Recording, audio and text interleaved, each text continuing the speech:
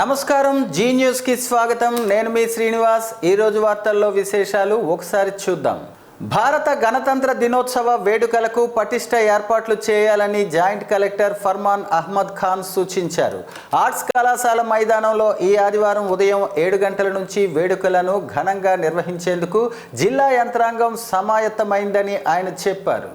బుధవారం స్థానిక ఆర్ట్స్ కళాశాల మైదానంలో జిల్లా ఎస్పీ కేవి మహేశ్వర్ రెడ్డితో కలిసి వేడుకల ఏర్పాట్లను ఆయన పరిశీలించారు.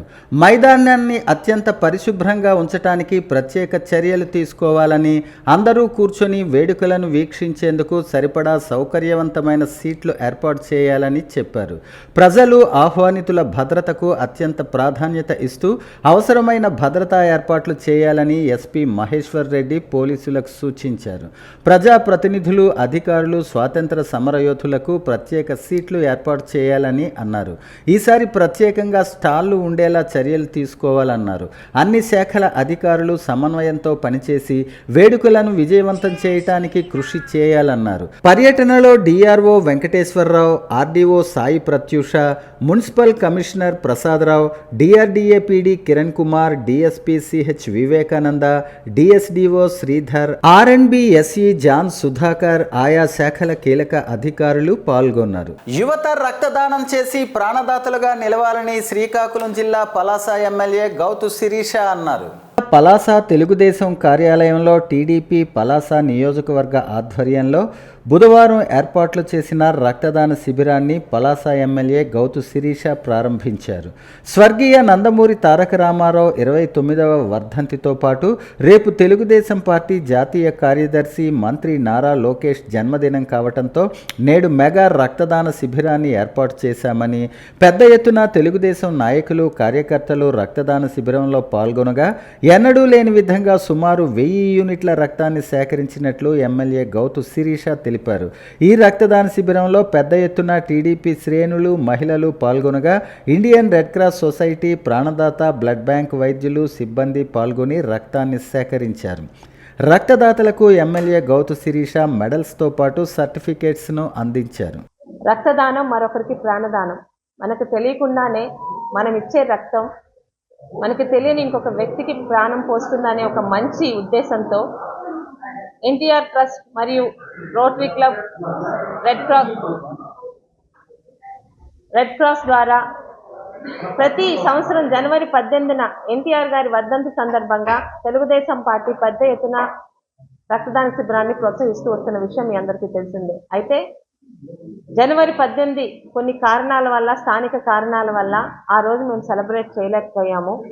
అనుకోకుండా రేపు 23వ తారీఖున నారా లోకేష్ గారి జన్మదినం కూడా కలిసి రావడం మూలాన ఈరోజు ఎన్టీఆర్ గారిని స్మరించుకుంటూ నారా లోకేష్ గారి జన్మదిన సందర్భంగా పలాసలో తెలుగుదేశం, జనసేన మరియు బీజేపీ మరియు రక్తదానానికి ఎప్పుడు సంసిద్ధంగా ఉండే అనేక మంది సోదరుల సహకారంతో ఈరోజు రక్తదాన శిబిరాన్ని ఇక్కడ విజయంతం చేయడానికి ప్రతి ఒక్కరికి కూడా మీ ద్వారా ధన్యవాదాలు తెలుపుకుంటున్నానండి.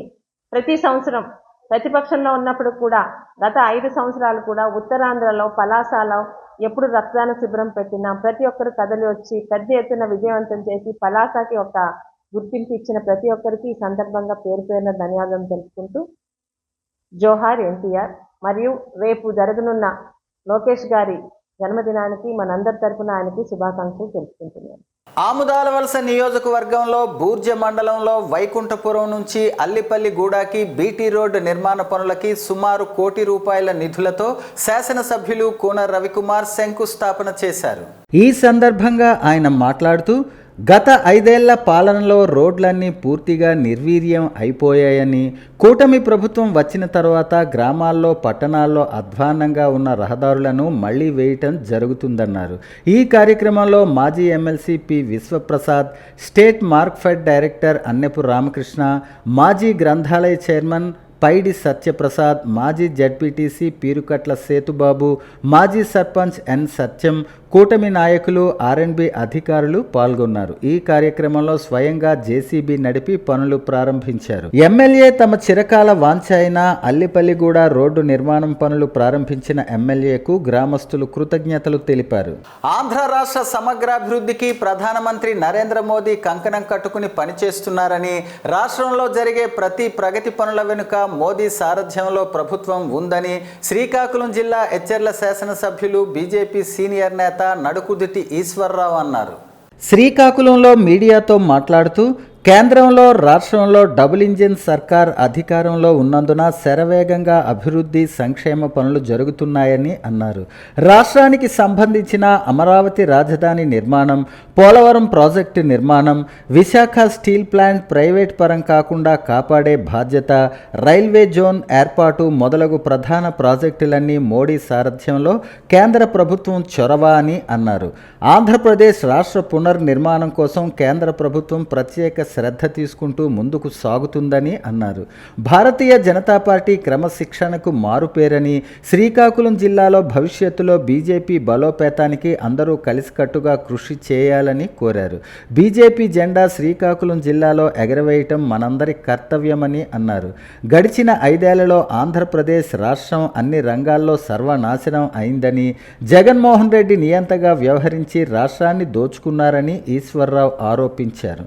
ఎన్డీఏ కూటమి ఎన్నికల్లో ఇచ్చిన హామీ మేరకు సూపర్ 6 పథకాలు ఇప్పటికే 3 అమలు చేశామని, మరో 3 పథకాలు త్వరలో అమలు చేస్తామని అన్నారు. అంతకన్నా ముందు శ్రీకాకుళం జిల్లా బీజేపీ నూతన అధ్యక్షునిగా ఎన్నికైన సిరిపురం తేజేశ్వరరావును ఎమ్మెల్యే అభినందించారు. భారతీయ జనతా పార్టీలో ఎప్పుడు ఎవరు ఎలా ఏం జరుగుతుందో మనకు తెలియదు. మనం ఏది వచ్చినా కూడా శిరసా ఊహించాలి. ఆ రోజు బాధపడ్డాం, నాకు అవకాశం రాలేకపోయిందని. కానీ నేను ఒక అకుంఠ దీక్షతో హెచ్ఎల్ నియోజకవర్గాన్ని కాన్సన్ట్రేషన్ చేసుకొని, ఆ తర్వాత నాకు భారతీయ జనతా పార్టీ రాష్ట్ర హెచ్ఎల్ నియోజకవర్గాన్ని ఇన్ఛార్జ్ చేసింది, తర్వాత రాష్ట్ర కార్యవర్గ సభ్యులు చేసింది. అన్ని రకాలైన బాధ్యతలు ఇచ్చారు, అన్ని పనులు చేశారు. శ్రీకాకుళం జిల్లాలో ఉన్నప్పుడు ఇచ్చాపురం, రణస్థలం నుంచి ఇచ్చాపురం వరకు 155 కిలోమీటర్ల సోదరు తిరుపతిరావు గారితో కలిసి గాంధీ సంకల్ప యాత్ర చేశాం. ఆ సంకల్ప యాత్రలో చాలామంది ఈ జిల్లాలో మొత్తం నాయకులు, కార్యకర్తలు అందరూ అన్ని నియోజకవర్గాల్లో ఒక పాత పథకం నియోజకవర్గం వెళ్ళాలని తప్పించి తగ్గిన నియోజకవర్గాలు అన్నీ వెళ్ళాం. 155 కిలోమీటర్లు 15 రోజులు తిరిగామన్నమాట. రోజు 15 కిలోమీటర్లు చెప్పాం. అలా పాదయాత్ర చేసినప్పుడు అందరితో పరిచయం ఏర్పడింది. అంత సొంత జిల్లా అనుకున్నది జిల్లా మారిపోయింది. కొన్ని పరిస్థితులు మన చేతిలో ఉండవు. జిల్లా మారిపోయింది. అనుకున్న బాధ్యత వస్తుంది అనుకున్నాం, రాలేదు. కానీ నా టార్గెట్ ఒకటే, హెచ్ఎల్ నియోజకవర్గానికి ఎమ్మెల్యే అవ్వాలి కాబట్టి, అందుకోసం వచ్చాను కాబట్టి నాకు వాటితో సంబంధం లేదు. నాకు హెచ్ఎల్ నియోజకవర్గం, ఆ హెచ్ఎల్ నియోజకవర్గంలో కూడా 100 మంది నేను పోటీ చేస్తాను గద్దె బాబురావు గారు సీనియర్ నాయకులు కూడా వచ్చేసి నేను పోటీ చేస్తాను అన్నమాట. ఎంతమంది నిలబడినా నాకు ఒకటే టార్గెట్, నేను ఇక్కడ పోటీ చేయడానికి వచ్చాను. ఇక్కడ పార్టీ జెండాలు మోస్తూ సంవత్సరాల తరబడి 35 సంవత్సరాలు 40 సంవత్సరాలు నేను భారతీయ జనతా పార్టీలో ఉన్నాను. నేను అది చేశాను, ఇది చేశాను చెప్పుకోవడానికి నేను ఇక్కడికి రాలేదు. నేను భారతీయ జనతా పార్టీ కండువాని అసెంబ్లీలోకి తీసుకెళ్లాలని ఒక నిర్ణయంతో ఇక్కడికి వచ్చాను. రణస్థలం మండలంలోని మైనర్ బాలిక మీద లైంగిక వేధింపులకు గురి చేసిన ప్రసాద్ అనే వ్యక్తిపై పోక్సో కేసు నమోదు చేసి అరెస్టు చేశామని డీఎస్పీ వివేకానంద తెలిపారు. బుధవారం శ్రీకాకుళం నగరం డీఎస్పీ కార్యాలయంలో పత్రికా సమావేశం నిర్వహించారు. ఈ సందర్భంగా ఆయన మాట్లాడుతూ, బిస్కెట్లు, చాక్లెట్లు ఇస్తానని చెప్పి ఓ మైనర్ బాలికను సచివాలయం మేడ మీదకు తీసుకుని వెళ్లి లైంగిక వేధింపులకు దిగినట్లు కుటుంబ సభ్యుల ఫిర్యాదుతో దర్యాప్తు చేపట్టి అరెస్టు చేశామన్నారు. తప్పు చేసిన వారిని ఎవరిని వదలమని, దానిని పార్టీలకు ఆపాదించవద్దన్నారు. పిల్లలు ఎక్కడకు వెళ్తున్నారు, ఏం చేస్తున్నారన్న దానిపై తల్లిదండ్రులు కూడా దృష్టి పెట్టాలన్నారు. ఒక మైనర్ బాలిక మీద అగ్రవేటివ్ పెనిట్రేటివ్ సెక్సువల్ అసాల్ట్ చేసినటువంటి ఒక కేసులో ఈరోజు నారు ప్రసాద్ అనేటువంటి ఒక వ్యక్తిని అరెస్ట్ చేయడం జరిగింది. అతను కూడా బంటుంపల్లి గ్రామం, రణస్థలం మండలం. ఆయన ఒక ప్రైవేట్ కంపెనీలో పనిచేస్తున్నాడు. ఆయన ఎన్ఎంఆర్ కింద పనిచేస్తున్నాడు. ఈ పండగ సంక్రాంతి పండుగ ముందు ఆ భోగి రోజున ఆ సమయంలో పిల్లలందరూ కూడా ఆడుకుంటున్నారు. అందులో ఒక 8 సంవత్సరాల వయసు ఉండి 4వ తరగతి చదువుతున్నటువంటి ఒక పిల్లని అతను అక్కడ ఉన్నటువంటి సచివాలయం బిల్డింగ్ పైకి తీసుకెళ్ళి అతను సెక్సువల్గా హెరాస్మెంట్ చేశాడనేది ఆయన మీద ఉన్న అభియోగం. ఆ విధంగా మైనర్ తాలూకా కుటుంబ సభ్యులు ఇచ్చిన ఫిర్యాదు మేరకు కేసు నమోదు చేయడం జరిగింది. దాంట్లో ఆమె 12 సంవత్సరాల లోపు ఉన్నటువంటి మైనర్ గర్ల్ పైన అత్యాచారం జరిగితే దర్యాప్తు డిఎస్పీ చేయాలి కాబట్టి I have taken further investigation. ఆ కేసులో పూర్తి స్థాయిలో దర్యాప్తు చేయడం జరిగింది. నేరస్థానాన్ని పరిశీలించడం, సాక్షులందరినీ విచారణ చేస్తే ఆ రోజు అతను వాళ్ళకి పప్పలు, చాక్లెట్లు, బిస్కెట్స్ కొనిస్తానని చెప్పడం, ఇందులో ఒక అమ్మాయిని సచివాలయం పైకి తీసుకెళ్ళి తను ఆ అమ్మాయి మీద అత్యాచారం చేయడం అనేది వాస్తవంగా రుజువైనందున అతను అరెస్ట్ చేశాము. ఈరోజు కోర్టు ముందు హాజరుపరుస్తున్నాను. శ్రీకాకుళం రూరల్ పరిధిలోని ఆదిత్య నగర్లోని ఓ ఫ్లాట్లో 3 నెలలుగా గుట్టు చప్పుడు కాకుండా వ్యభిచారం జరుగుతోంది. ఓ మహిళ ఇంటిని అద్దెకు తీసుకుని వ్యభిచార కేంద్రాన్ని నడుపుతోంది. ఈ విషయమై గుర్తు తెలియని వ్యక్తులు రూరల్ పోలీసులకు సమాచారం అందించారు. దీంతో 1 town CI Paidapu Naidu, rural SI Ramu మంగళవారం పోలీసులతో కలిసి ఈ వ్యభిచార గృహంపై దాడి చేశారు. నిర్వాహకురాలితో పాటు మరో మహిళను అదుపులోకి తీసుకున్నారు. ఈ సందర్భంగా సిఐ మీడియాతో మాట్లాడుతూ తమకు వచ్చిన సమాచారం మేరకు ఆదిత్య నగర్లోని ఓ ఫ్లాట్పై దాడి చేశామన్నారు. ఇద్దరిని అదుపులోకి తీసుకున్నామని చెప్పారు. వారిపై కేసు నమోదు చేయటం జరిగిందన్నారు. ఎవరైనా అసాంఘిక కార్యకలాపాలకు పాల్పడితే చర్యలు తప్పవని సిఐ హెచ్చరించారు. సమాచారం ఇచ్చిన వారి పేర్లను గోప్యంగా ఉంచుతామని సిఐ పైడపు నాయుడు తెలిపారు.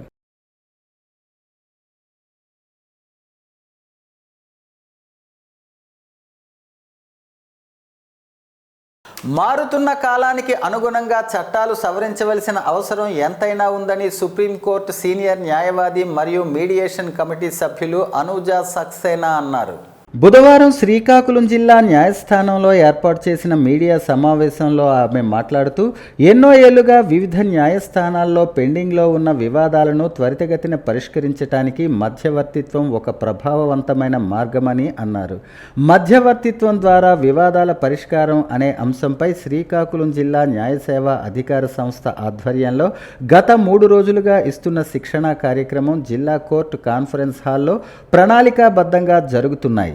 జిల్లా న్యాయ సేవాధికార సంస్థ కార్యదర్శి ఆర్ సన్యాసి నాయుడు అధ్యక్షతన జిల్లా వ్యాప్తంగా వివిధ బార్ అసోసియేషన్ల నుంచి ఎంపిక చేసిన 32 మంది న్యాయవాదులు ఈ శిక్షణకు హాజరయ్యారు. ఈ శిక్షణలో మధ్యవర్తిత్వం ద్వారా వివాదాలను ఎలా పరిష్కరించాలి, దాని ప్రయోజనాలు, సవాళ్లు వంటి అంశాలపై విస్తృతంగా చర్చిస్తున్నారు. మధ్యవర్తిత్వం ద్వారా పెండింగ్ కేసుల సత్వర పరిష్కారానికి ఈ శిక్షణలు ఎంతో తోడ్పాటు అందిస్తాయని చెప్పారు. న్యాయవాదులు ఈ మధ్యవర్తిత్వ ప్రక్రియను మరింత సమర్థవంతంగా నిర్వహించడం నేర్చుకోవాలని సూచించారు. Supreme court mediation conciliation project committee సభ్యులు అనూజా సక్సేనా, వీణా రళ్ళి మాస్టర్ శిక్షకులుగా వ్యవహరిస్తున్నారు. ఈ నెల 24 వరకు కొనసాగే ఈ శిక్షణ తర్వాత న్యాయవాదులు మధ్యవర్తిత్వ ప్రక్రియను మరింత సమర్థవంతంగా నిర్వహిస్తున్నామని చెప్పారు. With Mediation and Conciliation Project Committee, Supreme Court, and I am here with my colleague Anuja Saxena. A mediation training program has been organized by DLSA in the state of Andhra Pradesh. 32 advocates are being trained by the authorities here. Mediation is a process where the parties decide for themselves. It's a win-win process. Looking at the backlog in the court, it is called at this point of time as an appropriate mechanism for dispute redressal. There is lot of unrest in the society. Because of the pendency of litigation, people cannot approach courts and cannot get justice as they want. The result is sometimes even if they want to go to approach court, since they cannot reach because of the limitations they are facing, they can try mediation. Mediation looks at their relationships. It helps them to build relationship or to stop further damage to the relationship. And the mediators who are undergoing 40 hours training are completely dedicated here, participating in each and every session, practicing role plays, and I am sure they are going to be the peacemakers in the state of Andhra Pradesh, more particularly in this district of Srikakulam. I wish all of them very best of their life, because this way they will also be in a position to help the society to move ahead in their lives. Thank you so much. వివిధ రంగాల్లో ప్రతిభ కలవారికి గుర్తింపే ధ్యేయంగా జనవరి 29న స్థానిక VNB కళ్యాణ మండపంలో GEO excellence అవార్డ్స్ను అందిస్తామని global empowerment organisation అధ్యక్షులు GEO సద్గుణ బుధవారం విలేకరుల సమావేశంలో అన్నారు. జీఈఓ ఆర్గనైజేషన్ ఆధ్వర్యంలో ఎంతోమంది పేద విద్యార్థులను చదివిస్తున్న విషయం విదితమే. అంతేకాకుండా సమాజానికి ఉపయోగపడే కార్యక్రమాలను నిర్విరామంగా చేస్తుండటం గొప్ప విషయం. ఇదిలా ఉండగా అధ్యక్షులు మాట్లాడుతూ ఉత్తమ ప్రతిభ గల విద్యార్థులు, సంఘ సేవకులు, వైద్యులు, ఉపాధ్యాయులు, వివిధ రంగాల్లో ప్రతిభ గలవారు, సామాజిక సేవకులు తదితరులను గుర్తించి ఘన సత్కారం చేస్తామని, ముఖ్యంగా సేవకులకు గుర్తింపు ఇవ్వటమే ముఖ్య ఉద్దేశ్యం అన్నారు. ఈ కార్యక్రమానికి జిల్లా నుంచి నరసన్నపేట అధికారులతో పాటు స్వచ్ఛంద సంస్థలు పాల్గొంటాయన్నారు. ప్రతి సంవత్సరం జీఈఓ ఎక్సలెన్స్ అవార్డ్స్ కార్యక్రమాన్ని నిర్వహిస్తున్నామని, మరిన్ని వివరాలకు జీఈఓ ఆర్గనైజేషన్ను చరవాణి ద్వారా సంప్రదించాలన్నారు. ఈ కార్యక్రమంలో నరసన్నపేట ప్రముఖులు ఊన్న వెంకటేశ్వరరావు, అధ్యక్షులు జీఈఓ సద్గుణతో పాటు ఉపాధ్యక్షులు స్వరూప్, ఉర్లాం శివతేజ, నరసన్నపేట సభ్యులు ఎం సుధాకర్, సంతోషి తదితరులు పాల్గొన్నారు.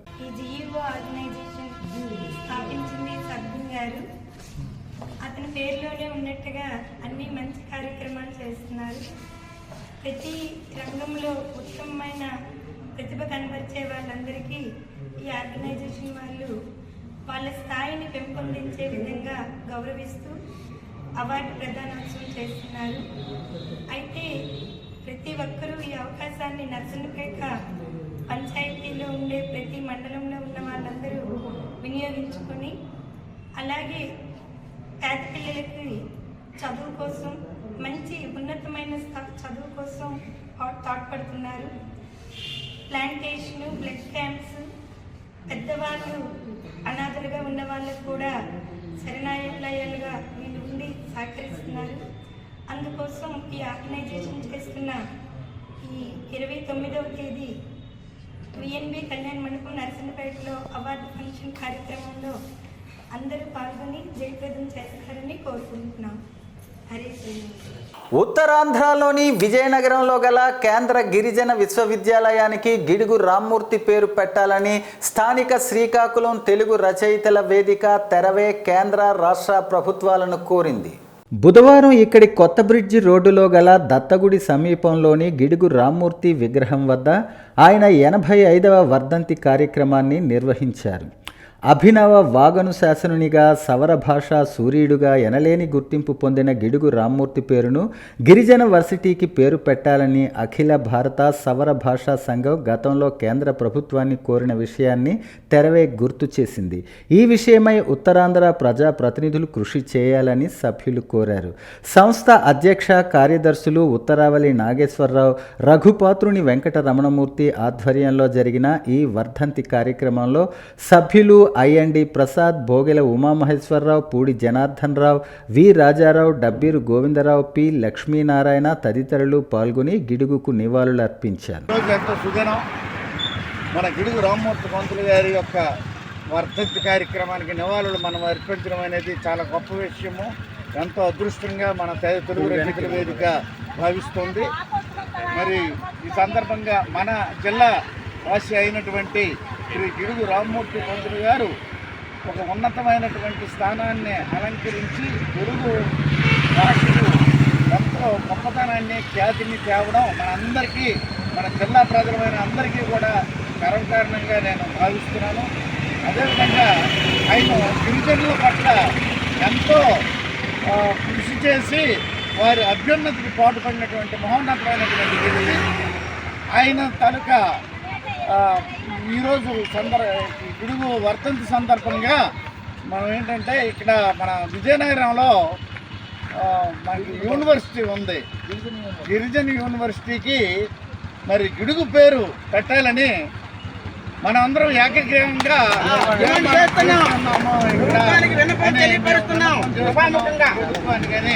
అందరికీ అక్షంతరాలు బట్టి మీ అందరికీ అంతా రామమయం, ఈ జగమంతా రామమయం అని సినీ కవి అన్నట్లు ఇక్కడ అంతా కృష్ణమయం.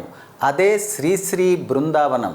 ఆశ్రమం చిన్నదే కానీ ఆనందం ఎక్కువ, సేవాగుణం ఎక్కువ, భక్తి భావం కూడా ఎక్కువే. స్థానిక జొన్నలపాడు గ్రామంలో వెలసిన శ్రీశ్రీ బృందావనం రోజు రోజుకు ఆధ్యాత్మిక శోభతో వెలిగిపోతోంది. గోకులాన్ని తలపించే బృందావనంలో ప్రతి చెట్టులో పుట్టలో గోడలో శ్రీకృష్ణుడే దర్శనమిస్తాడు. శ్రీకృష్ణుని జన్మతిథి అయిన ప్రతి బహుళాష్టమికి ఇక్కడ వేకువజాము నుంచే వేడుకలు వైభవంగా ప్రారంభమవుతాయి. ఈ నెల బహుళాష్టమి సందర్భంగా మంగళవారం సాయంత్రం గాయకులు సింహాద్రి శ్రీనివాసరావు మనుమడు పుట్టిన సందర్భంగా భజన కార్యక్రమాన్ని నిర్వహించారు. ఈ కార్యక్రమానికి కీబోర్డుపై ముంజేటి రాజు, ఎలక్ట్రానిక్ ప్యాడ్స్పై సాయి, డోలక్పై దుర్గారావు సహకరించారు. ఈనాటి కార్యక్రమానికి ప్రముఖ జ్యోతిష్య, వాస్తు, ఆగమశాస్త్ర పండితులు తేనేటి ఆదిత్య శాస్త్రి ముఖ్య అతిథిగా పాల్గొన్నారు. ప్రత్యేక ఆహ్వానితులుగా సంఘ సేవకులు లాడి చంద్రశేఖర్ను సింహాద్రి శ్రీనివాస్ మరియు ఆదిత్య శాస్త్రులు దుశ్శాలువతో సత్కరించారు. ముఖ్య అతిథి తేనేటి ఆదిత్య శాస్త్రి గారిని చౌదరి దుర్గారావు దంపతులు, చౌదరి శ్రీనివాసరావు దంపతులు ఘనంగా సత్కరించారు. చివరగా ఆదిత్య శాస్త్రి గారి వేద ఆశీర్వచనం, అనుగ్రహ భాషణంతో కార్యక్రమం ముగిసింది. ఈ కార్యక్రమంలో Karri Ashok, art of living teacher Varanasi Sandeep, గాయకులు, భక్తులు పెద్ద సంఖ్యలో పాల్గొన్నారు.